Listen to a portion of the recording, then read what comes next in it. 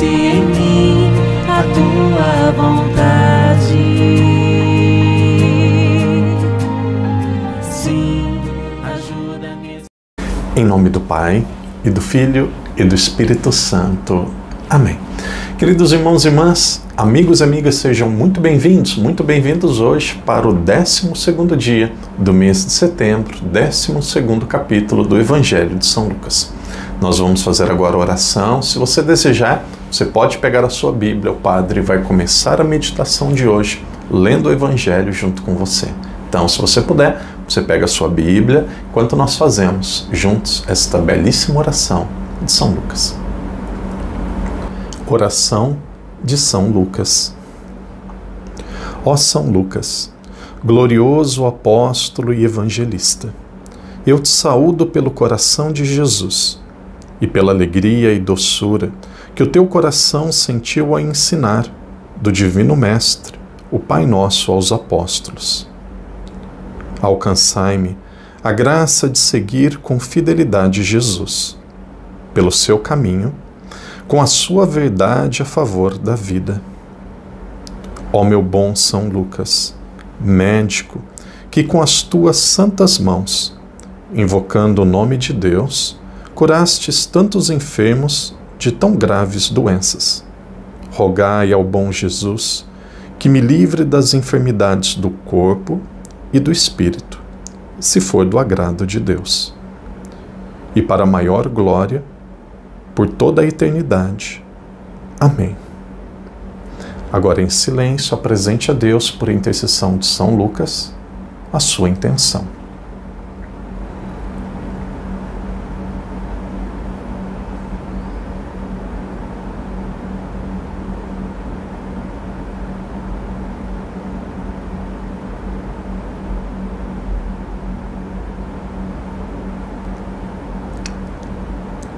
Pai nosso que estais nos céus, santificado seja o vosso nome. Venha a nós o vosso reino. Seja feita a vossa vontade, assim na terra como no céu. O pão nosso de cada dia nos dai hoje. Perdoai-nos as nossas ofensas, assim como nós perdoamos a quem nos tem ofendido. E não nos deixeis cair em tentação, mas livrai-nos do mal. Amém. Ave Maria, cheia de graça, o Senhor é convosco. Bendita sois vós entre as mulheres, e bendito é o fruto do vosso ventre, Jesus. Santa Maria, Mãe de Deus, rogai por nós, pecadores, agora e na hora de nossa morte. Amém. Glória ao Pai, ao Filho e ao Espírito Santo, como era no princípio, agora e sempre. Amém. São Lucas, evangelista, rogai por nós. Queridos irmãos e irmãs, amigos e amigas, sejam muito bem-vindos. Hoje é o 12º capítulo do Evangelho de São Lucas. O Padre disse, antes da oração, para você pegar a sua Bíblia. Então nós vamos começar a ler juntos. Naturalmente temos versões diferentes da Bíblia e pode ser que mude um pouco. Essa versão que eu tenho, isso daqui não é uma propaganda, eu não recebo nada para isso, nem foi uma cortesia da Paulus. Eu acho que você deve conhecer a Bíblia do Peregrino, tem um rodapé que explica muito bem aquilo que o texto está falando. Temos também a Bíblia de Jerusalém, que é uma Bíblia que eu gosto e eu indico. Então, começo do capítulo 12. Então, começo do capítulo 12 diz assim, se você tem a sua Bíblia, nós vamos lendo, o Padre vai só começar o capítulo, nós vamos lendo e meditando juntos. Porque assim, quando nós lemos, nós não estamos lendo um livro de ficção, aqui tem muita coisa a ver com a nossa vida e precisa ser meditado. Então diz assim, nesses momentos, milhares de pessoas se comprimiam, pisando-se umas às outras. Isso daqui talvez seja uma figura de linguagem, mas seguramente significa que tinha muita gente ouvindo Jesus. Ele se dirigiu primeiro aos discípulos. Por que ele se dirigiu primeiro aos discípulos? Nós vimos que ali no capítulo 9, versículo 51, Jesus ele começa a caminhar para Jerusalém e o centro da atenção, o primeiro discurso é para os seus discípulos. Então tudo que ele vai pregar agora, principalmente, é dirigido aos seus discípulos, ao grupo dos 12. Aqui são ensinamentos mais exigentes, mais difíceis, parece até... Você vai perceber, desse capítulo 12 até o capítulo 21, mais ou menos, onde começa ali a paixão de Jesus, parece que é apenas uma homilia, parece que é apenas um discurso. Então são curas, mas são também muitos discursos. Então, a partir do capítulo 9, versículo 81, muda a geografia e muda o foco de atenção de Jesus. Por que muda a geografia? Antes Jesus estava na Galileia, que era conhecido como o norte do país. Depois do capítulo 9, 51, Jesus vai para Jerusalém, que significa a capital, que é o sul do país. E por que muda o foco? Antes ele falava multidão, agora ele está falando principalmente aos discípulos. Jesus estava formando os seus discípulos. Claro que esse evangelho é para todos nós, mas aqui nós vamos ver textos mais exigentes. Então diz assim, atenção, com o fermento, ou seja, a hipocrisia dos fariseus. Pessoas que se dizem de Deus com a boca, mas vivem de forma pagã. Colocam peso nas costas dos outros, mas não vivem. E aí Jesus explica, não há nada encoberto que não se descubra, nada oculto que não se divulgue. A verdade um dia ela aparece, nada melhor do que ter a consciência tranquila, nada melhor do que estar na verdade. Padre, eu tenho coisas na minha vida que eu preciso arrumar. Padre, tem algumas coisas que não são muito legais.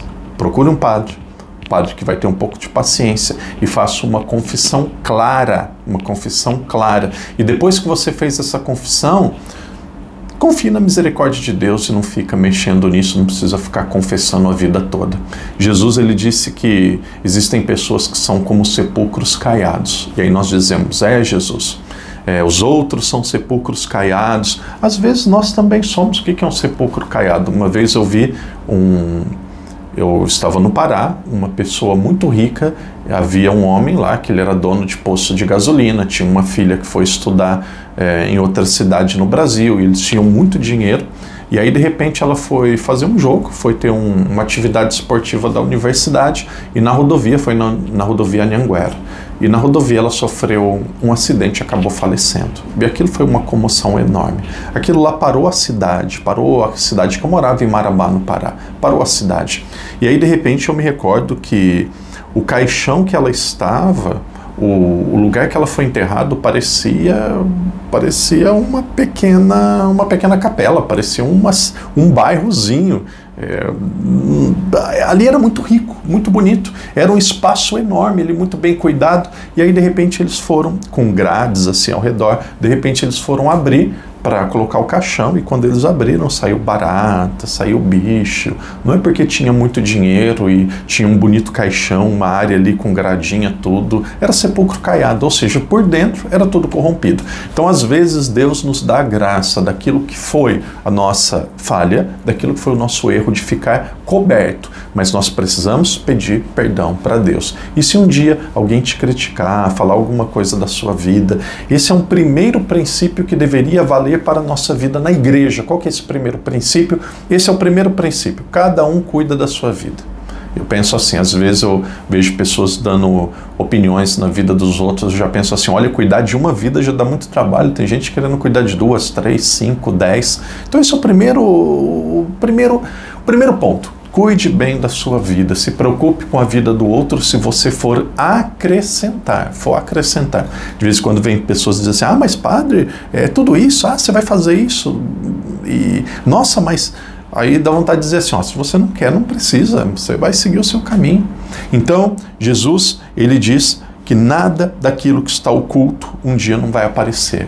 Padre, um dia vão descobrir? Não vai ser descoberto por Deus, e Deus conhece tudo. Um dia, se nós não confessarmos os nossos pecados, nós seremos julgados por Ele. E aí o texto continua. Pois o que disseste de noite se escutará em pleno dia, o que disseste ao ouvido no porão será proclamado nos terraços. Jesus está falando do dia do nosso julgamento. E aí o texto continua. A vós, meus amigos, eu digo que não temais os que matam o corpo e depois nada podem fazer. Eu vos indicarei a quem deveis temer. Temei aquele que depois de matar tem poder de lançar ao fogo. Não precisa ter medo de ninguém. precisa ter medo de ninguém. Nós precisamos estar no caminho correto. Um dia, alguns perguntam, padre, será que vai ter perseguição religiosa em Portugal, nos Estados Unidos, no Brasil? Será que vai acontecer isso? Nós não sabemos. O padre vai meditar nos próximos dias. Hoje nós vivemos perseguição religiosa no mundo todo. Tem um grupo religioso, uma religião, que no país deles ninguém pode entrar. Ninguém pode entrar. Se você entra com uma Bíblia, eles cortam sua cabeça. Você é perseguido. Agora eles vão nos países cristãos e querem colocar suas leis. Encontrei um amigo português que ele disse assim, essas pessoas que estão tomando a Europa, você vai na França, são inúmeros, então eles estão em escolas portuguesas, e são estrangeiros e começam a brigar com os diretores das escolas, das creches. Mas por que tem carne de porco no cardápio das crianças? Nós não comemos carne de porco, não deveria ter carne de porco. Minha vontade era dizer assim, então vai embora para o seu país, o que você está fazendo aqui? Então às vezes são pessoas extremamente violentas, pessoas que perseguem os cristãos, querem entrar nos nossos países e depois querem ter as leis e os privilégios como se eles fossem mais importantes até do que os locais. Então, pode ser que essa religião se torne a maior do mundo. E aqui entra um parênteses, eu gostaria de falar isso só em grupos menores, não queria falar na internet, mas eles vão brigar entre eles, eles não vão ter esse poder e essa força toda. Naturalmente, eles têm muitos filhos. E não tenha medo. Nem medo de outras religiões, nem medo de governo, nem medo de pessoas que podem derrubar a sua reputação. Tenha medo de não agradar a Deus. O que existe mais importante é ter a nossa consciência em pé. Viva a nossa consciência correta. Você viu por que o padre fez esse exercício? Eu poderia fazer todos os dias. É assim que deve ser a leitura da Bíblia. Você vai rezando e vai pregando para você mesmo. Você vai rezando e vai fazendo a sua oração mental. Vai rezando e vai conversando com o texto. A Sagrada Escritura era riquíssima. Não é uma página ou textos interessantes do passado, mas são conteúdos vivos e reais que querem transformar a nossa vida. Irmão e irmã, que Deus te abençoe. Se você acompanha esse vídeo quando ele está sendo postado, hoje é quinta-feira, dia da Eucaristia. Toda quinta é dia da Sagrada Comunhão, dia que Jesus instituiu a Eucaristia. Ame o corpo de Cristo. Se você puder, se organize, mesmo que seja poucos minutos, faça uma adoração em uma igreja que você encontrar aberta e que o Santíssimo estiver exposto. Se você estiver em Macau, venha na Sé Catedral, nós temos adoração todos os dias, das 7 da manhã às 6 da tarde. Pelo menos em 3 horários do dia, de manhã na hora do almoço e à noite. À tarde, nós temos padres ouvindo e atendendo confissão. Cuide da sua fé. Um dia você vai precisar dela. Cuide da sua espiritualidade. Ela é o seu maior tesouro. Em nome do Pai, do Filho, do Espírito Santo. Amém.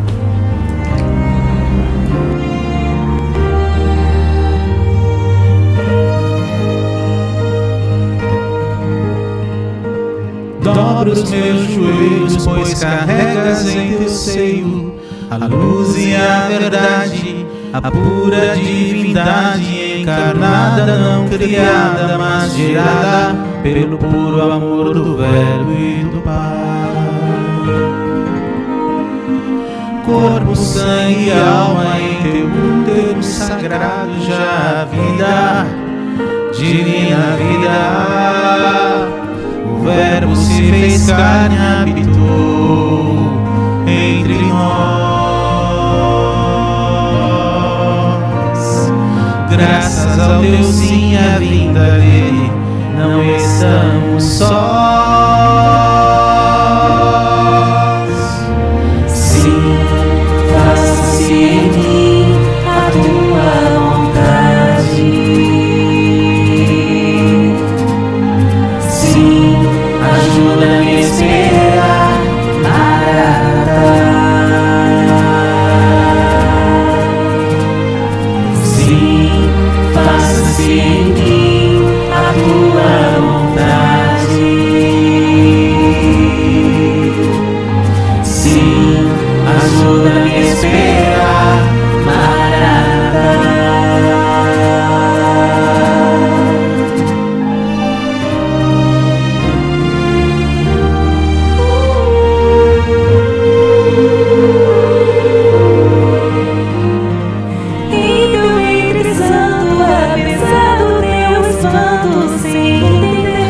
novo isso se dará.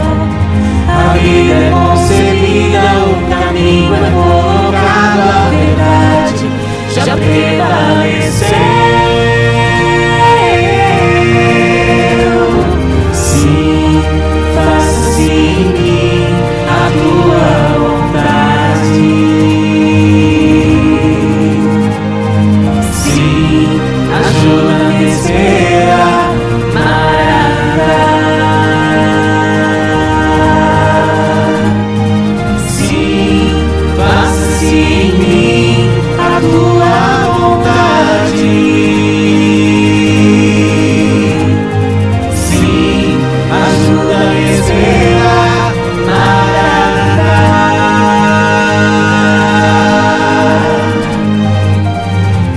O Verbo se fez carne e habitou entre nós, e Ele escolheu o seio, o ventre, o útero de uma Virgem Maria para criar forma humana.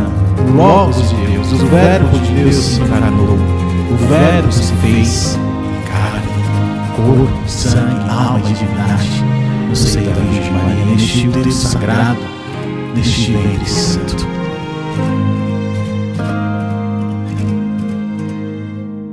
Em teu ventre santo, apesar do teu espanto, sem entender como isso se dará, a vida é concedida, o caminho é colocado, a verdade já prevaleceu.